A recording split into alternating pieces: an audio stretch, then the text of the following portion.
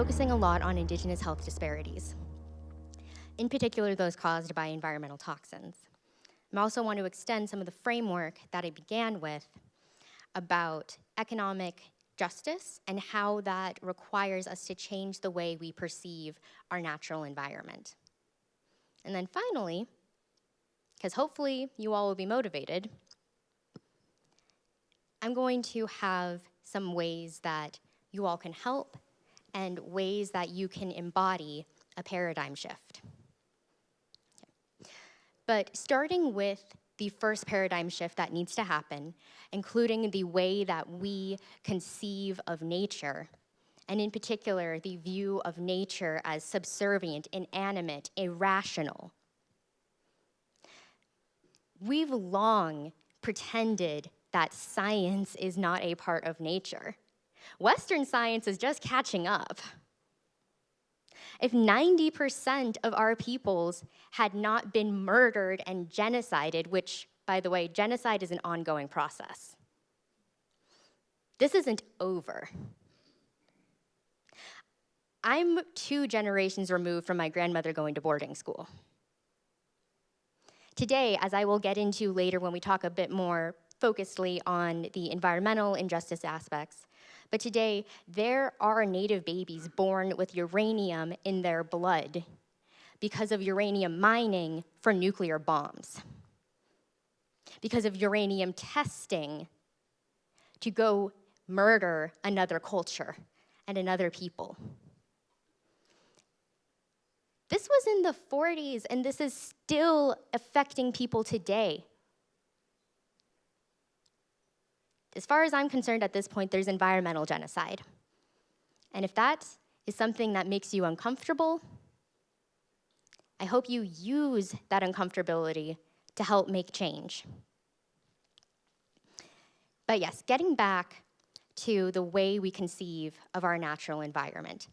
As mentioned before, it's a very white, Christian, dominant ideology that nature is something at our disposal. Even some of the language we use to describe parts of our natural environment embody that. We've heard of virgin forests, virgin pre-salt oil, something that we feel is desirable for us to lay claim to, and everyone wants to be the first to lay claim on that. That's the same attitude that we have towards women.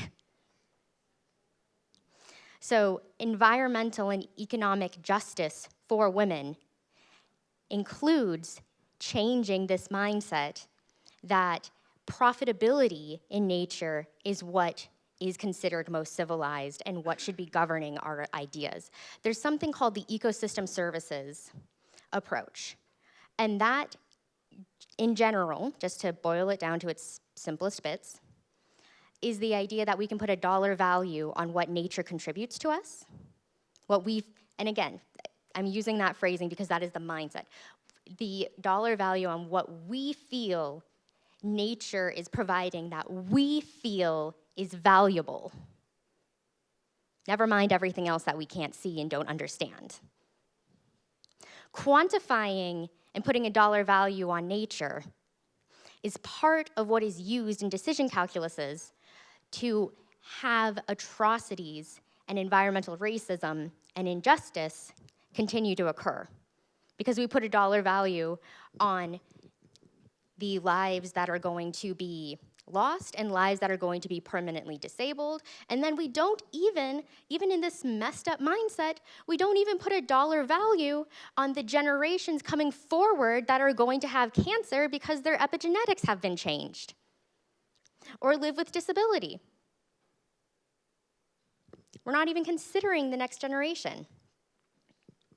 So economic justice for Indigenous women starts with stopping the economic quantification of nature. Nature in our natural world is priceless. How many of you want to put a dollar value on what your life is worth? I didn't think so. It's a mindset that has to be changed. And with that, there also needs to be sovereignty. There are over 574 federally recognized tribes in the US, and that's not including the 400 some odd tribes that are not federally recognized, but are state recognized. And honestly, we don't need federal recognition to be considered legitimate. It's us who decide to recognize the US. Even as stated in the film last night, the US government gained legitimacy by signing nation-to-nation treaties. Because the US wasn't considered a legitimate nation at that point. We had far more legitimacy than the US. And they used us as a tool for their own political legitimization. I'm just scooching backward to see the time, because I am not going to go over time. 8:07, all right. So I'm going to wrap up the economic injustice part with the note on sovereignty. You saw how many billions of dollars worth of gold were extracted from the Black Hills. That's the same with uranium, it's the same with lithium, it's the same with silver, it's the same with any precious metal that dominant settler society has decided is valuable and useful to continue settler ways of life. And our lands are not respected on that. And I don't really know what else to say to convince people that we need sovereignty. It's self-evident. We're sophisticated governing bodies who quite literally were here first. And we need sovereignty over our lands to decide what we're going to do with the quote-unquote natural resources that are there. But our wealth is being stolen, and the vast majority of reservations are impoverished in the richest nation in the world. I say nation with an eye roll. This leads into some of the environmental injustices and health disparities that I want to discuss. As I mentioned previously, my academic background is I have a bachelor's in genetics and plant biology from UC Berkeley, and I have a master's in environmental health science from Hopkins. My master's capstone was on indigenous exposure to environmental obesogens. An obesogen, as the name implies, or diabesogen, as some refer to it, is a particular type of endocrine disrupting chemical that changes your body's composition to store more adipose tissue, and in some cases become more prone to diabetes. And I want to mention very clearly that I have no intention of shaming anyone who is of a larger body size, and I have a lot of privilege to even be able to discuss this particular topic. Part of the issue with obesogen-derived obesity is, for example, with tributyltin, one of the endocrine disruptors, it actually causes your body composition to change by creating more adipose tissue at the expense of bone density. That's something that was learned in, I want to say it was 2008. It's a pretty young field at UC Irvine in one of the famous Jane and Blumberg studies. What's more terrifying is there are particular types of endocrine disruptors, including PCBs, in particular PCB 153.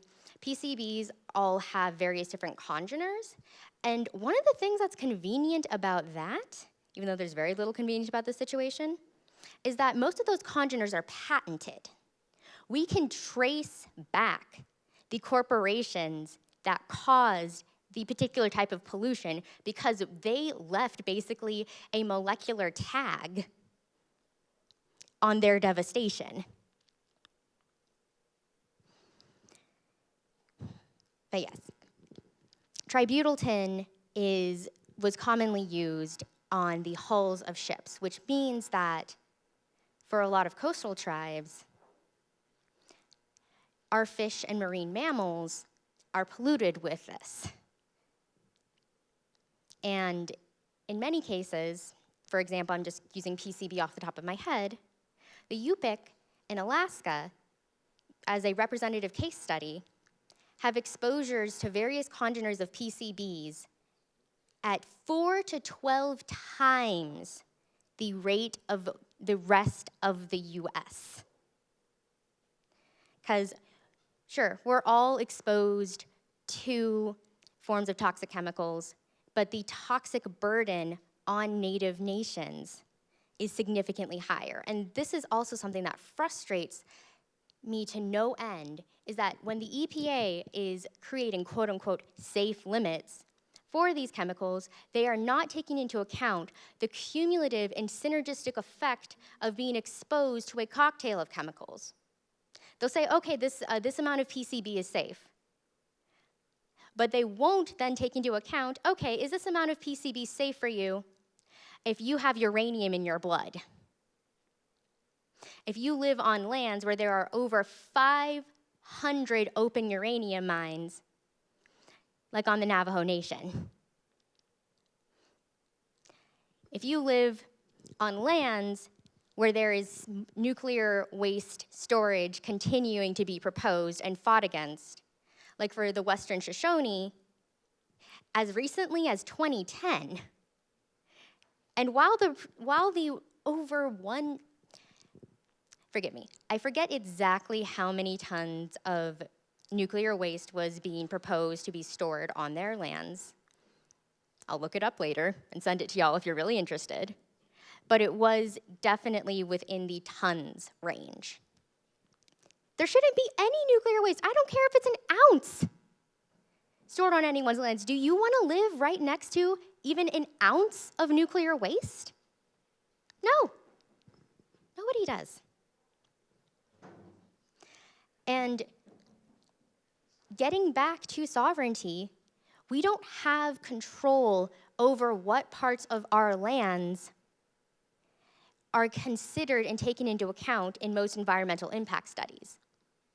In a 2019 government accountability report, the EPA straight up admitted that it does not have reliable data on where native lands end and begin in terms of just beyond reservation boundaries, but also sacred sites and, dismissing the fact that this entire continent is native land. They don't even know where they're putting this or what they're doing. And they only will do consultation with tribal nations if the area proposed falls under what they consider a native priority area, an NPA. If they don't decide that that area is considered a native priority area, they will go ahead without tribal consultation. Okay, I only have 1 minute. We started 1 minute late, so I'm actually going to take that back, and I'm going to have 2 minutes. But this is something that I hope is infuriating all of you, but I want to remind you that we're not just a sob story. I'm not up here to have a slide for poverty or pity porn. I'm up here because I want you all to do something. I'm up here because there is a desperate need to reframe the way white, quote unquote, white allyship is done, because it's not that we don't want white allies. I said in the very beginning in the blessing, my mother's white. This isn't about being mad at white people. This is about taking down white supremacy. And if anyone here identifies taking down white supremacy as a threat to their own whiteness, then you may as well put the Klan hood back on. I want allyship to be genuine. I want cooperation to always be understood that it's Native-led. I don't want us to just be a popular hashtag when it's convenient for you all to pretend like you care about our lives. My ancestors did not survive genocide to feed your ego. They survived genocide so I could be one of the generations trying to help get us back. And that's one of the demands. Remember, We're not here to feed your ego. We're not a cute fad. We're living, breathing humans who are still here. That goes into one of the second demands. We need to be in charge. We heard in the grant-making panel yesterday about the need for local leadership because we know what we're doing. The EPA doesn't even know what they're doing. They literally don't even know where they're putting this. And as mentioned before, if anyone wants to go, oh, well, we need scientific backing, et cetera, there's Indigenous scientists. I'm one of them. And science is not at odds with Indigenous ways of knowing. And frankly, it doesn't take a genius to know that you shouldn't be around nuclear waste. Third thing, we need to redefine what we consider trauma. Desecration to our lands is an independent form of trauma that is not considered, even though that type of trauma can also cause changes in our epigenetics, which is heritable. That's another reason why cleaning up EDCs is so important, because this is heritable. It's different than just helping someone who has health problems today from other sources. This is something that we need to clean up for the next 7 generations. Otherwise, it's going to keep getting passed down. Fifth demand, land back. That one's pretty obvious. And the final thing that I want to leave you all with, especially since I'm running out of time, apologies, is that language matters. What we say and how we say it can either unearth or cover up uncomfortable truths. It can either unearth or cover up the actual root causes of these problems. So when I sit through multiple panels with people calling the political insanity of an illegitimate nation tribalism, when tribes are actually sophisticated, it's a legal status. We are sophisticated sovereign nations. I don't want my tribe to be compared to any kind of MAGA-headed idiot. One of my friends was shot on September 28th in the chest by a 23-year-old psychopath wearing a MAGA hat at a peaceful protest in what's commonly referred to as Española, New Mexico, but it's Tiwa territory. This happened 2 weeks ago. Genocide is still occurring. 90% of us were wiped out. We're living in a post-apocalyptic society. And so with that, I'm hoping that you'll come up to me afterwards so I can give you the names and lists of some Indigenous-led organizations that you can support and how you can support them. And I'm hoping that this will have inspired a change in your mindsets and in the ways that you interact with Native peoples. Ahehe. Thank you.